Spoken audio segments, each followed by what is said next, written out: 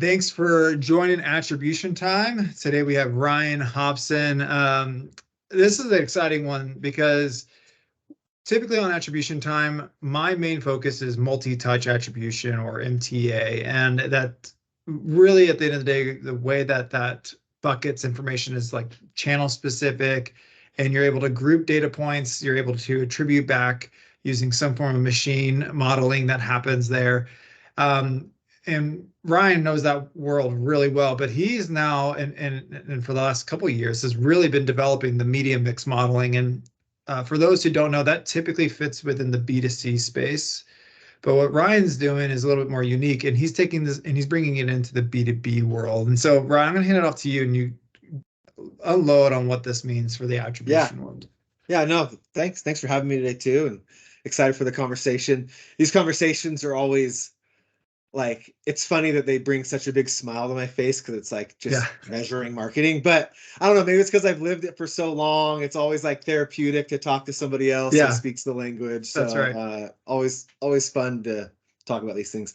Yeah, media mix modeling was new to me. I spent 10 years at a large company doing B2B marketing attribution, like you mentioned. I have a lot of background there.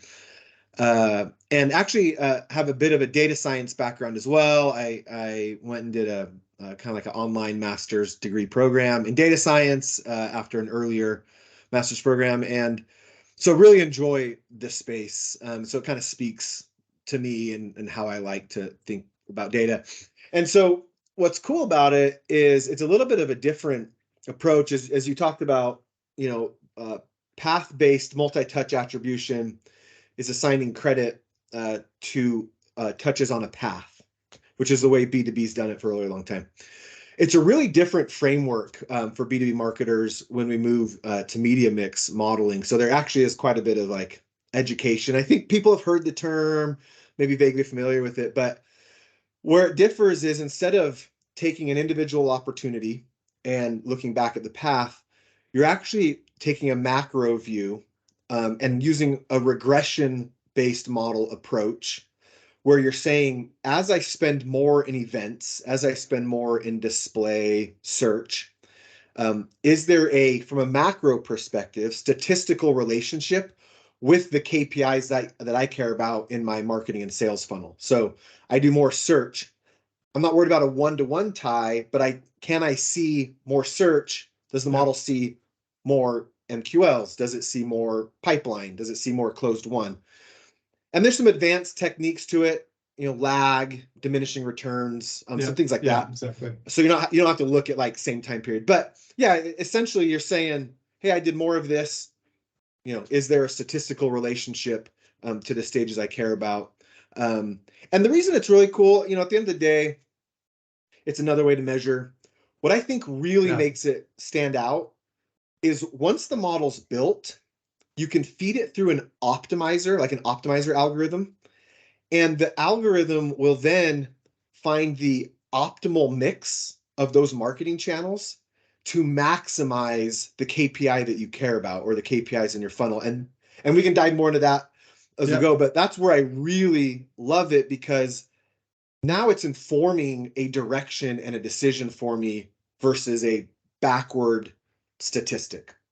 I'll pause for a second. I mean, that's high level. I can dive into some of that more if you think I should, but that's high level how it differs. This is like to your point. This is I love this stuff. So when we think about, just for those who are listening, so like an MTA, if you were to use like a linear model, you would then say, okay, here we're going to equally distribute 100% across all of our closed won revenue, and you could say, okay, here's all the channels, and the discrepancies could be there because within the multi-channel attribution, what happens there is you have one opportunity that potentially took 100 touch points to get there. So then you have 1% distributed across all of those. Yeah. Where another opportunity had 20 touch points, and then you have everything in between because especially at the B2B level, you have multiple opportunities. Like there's just so much happening there. And again, it's not to say that that's wrong. again, I live in that world. I find a lot of value in that. But what's really neat and unique about the media mix modeling is it's not so much about what model are we choosing as it is where do we invest more dollars to get XYZ. And that's a really important piece where I see how these correlate is with the multi-touch or multi-channel attribution. What happens there is at the end of the day, you still have to answer the big, hairy, audacious goals. And though they're not all that hairy, right? The BHAGs are just typically fairly standard for a lot of people still. They're how many MQLs, how many opportunities, how much revenue. There's still all those things. And for what I'm hearing, what you're saying here, Ryan, is that the media mix modeling can help you understand, okay, with X number of investment, we can get to this. And then we can see where there might be some attrition happening where we say, okay, this is where we only want to spend about this much here. And you can really begin to understand once you've invested those dollars, what's the potential outcome in those things, right? Yeah. Yeah, we're all trying to answer the question as B2B marketers. And that's why I say that, it's therapy, something, because we're all like, we have so much data we're trying to make sense of. And really what we're trying to answer is, what should I do more or less of? Should I do more search? Should I do more display, more events? So we're trying to answer that question. And that's where the media mix model is awesome, is after identifying the relationship, it then will say, okay, do X more, percent of your budget here and Y percent more there and less on this channel. So it'll give that optimal mix. And so now what we're doing is we're speaking the language that our execs care about. When I did this, it was at Adobe. My CMO never cared that search got 30% credit. Right. But the second that I'm saying, hey, the model is suggesting that we should do more search and we should do less, of display, for example, and this much more and this much less. And with this is what it's forecasting will happen from that mix. Now she wants to talk to me. She wants to know how we're allocating her budget. Now finance is really interested. Okay, we're giving you this money. Where are you spending it? What are you anticipating will happen? And the other thing it does for the CMO and our finance team is the path-based attribution models are require the CRM kind of connection. It's gated or entered into a CRM. And where a media mix model is cool is because we're just looking at macro spend trends and trying to find a relationship. I can look at brand, which my CMO cares a lot about. I can look at PR. I can bring in non-spend stuff that's not connected. I can, through a CRM, dark social.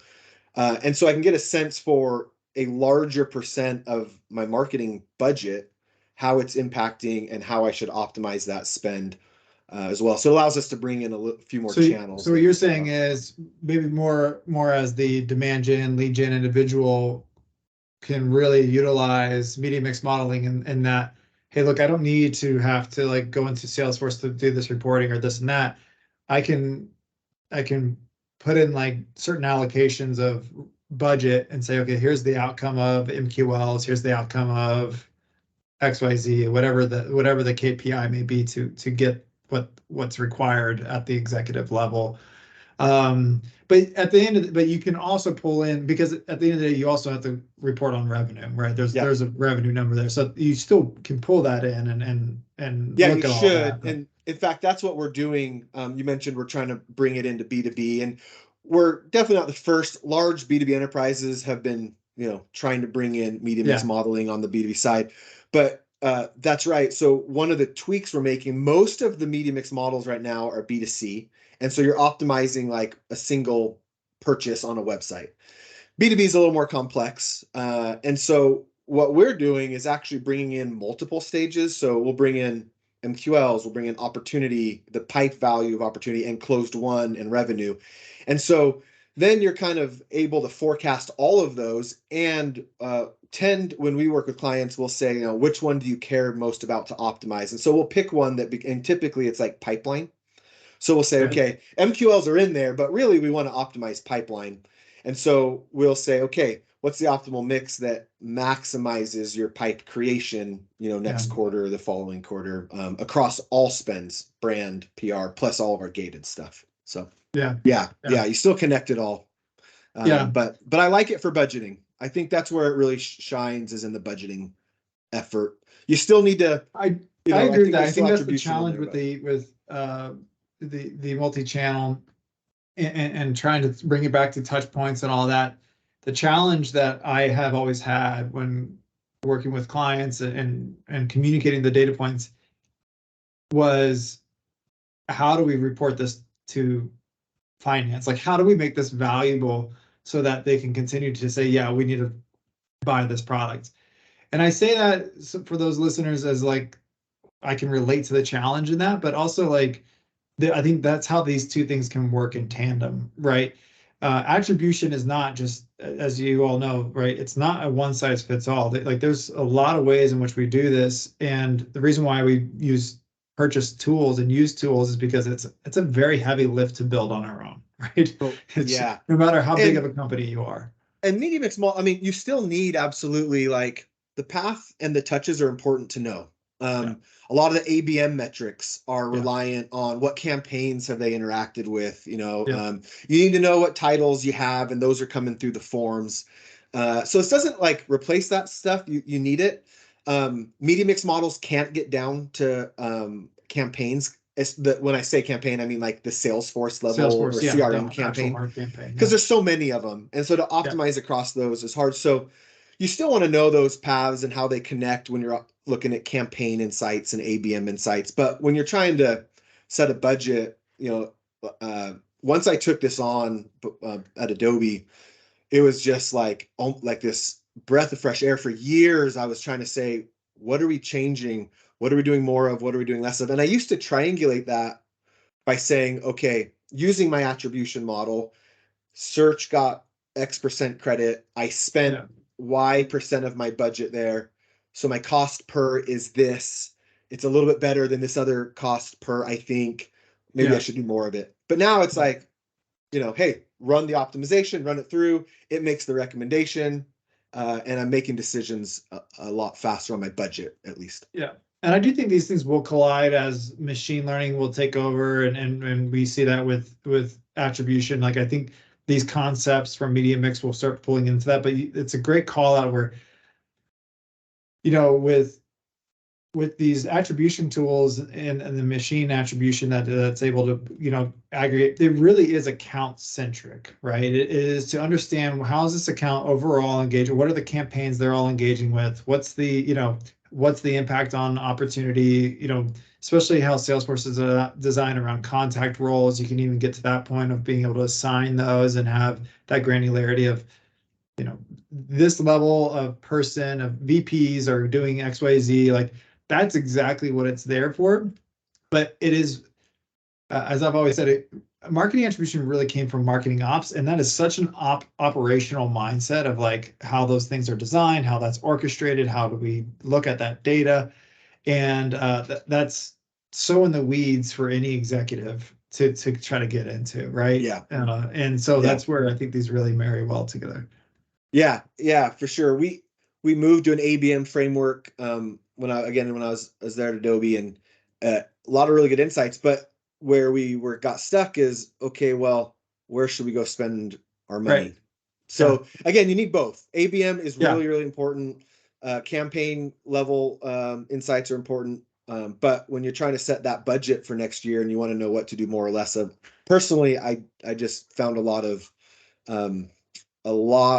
insight and help from a media mix model approach. And so that's where I like to use them.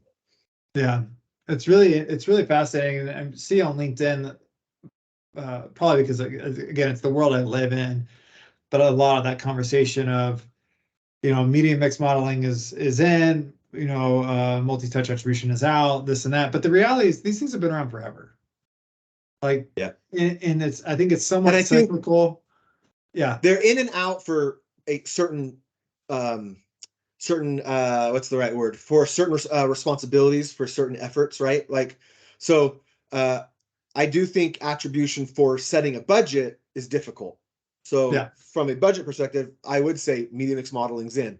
But I don't think that means you're like not doing path-based attribution. You're just finding like where does it work for insight, because it can't do everything. Just like media mix models can't do everything. But I do think from a budget setting perspective, B2C's been doing it for 2 decades. I think it was hard in B2B because there's a sales team in the process. It's a longer sales cycle, so you got to kind of get them to fit. There's a lot of touches happening there. And again, Yeah. like the investment piece, what I really love about the media mix modeling is the investment piece and understanding like if we do XYZ, this is the outcome.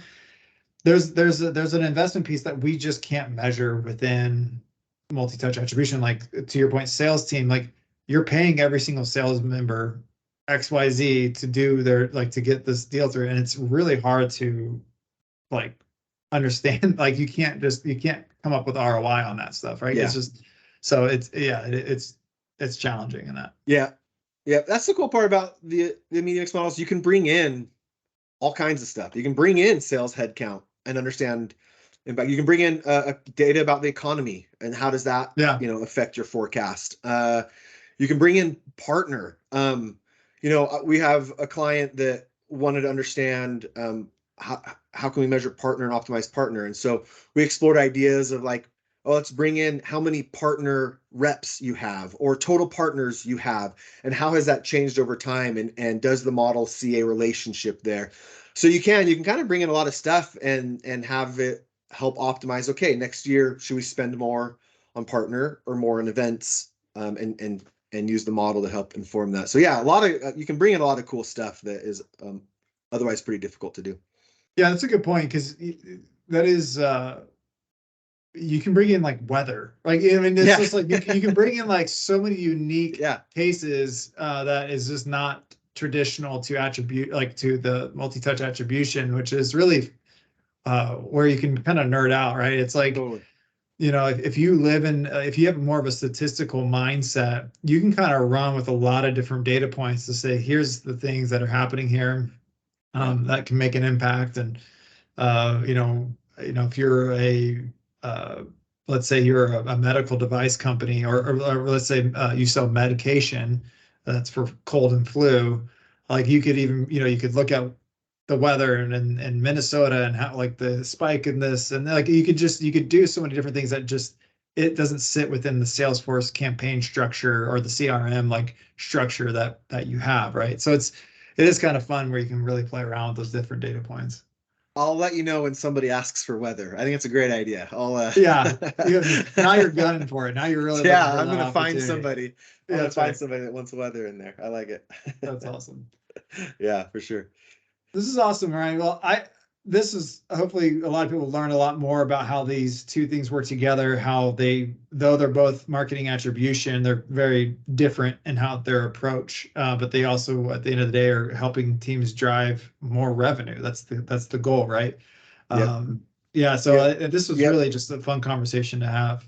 Yeah, no, it is fun to talk to. I think, and maybe that wraps up a little bit there too. The end of the day, like that's what finance and your CMO want us to be talking about. And so if your model is tied to that and forecasting it and doing it in a way that's pretty quick and gives actionable action, I guess, actionable action's the word, but right, it gives you something to go do. So it tells me do this to achieve that quickly.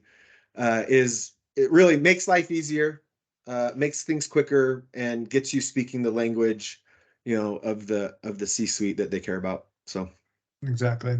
Very cool. Well, Ryan, thanks for being on Attribution Time. I really appreciate it. Yeah, thanks for having me.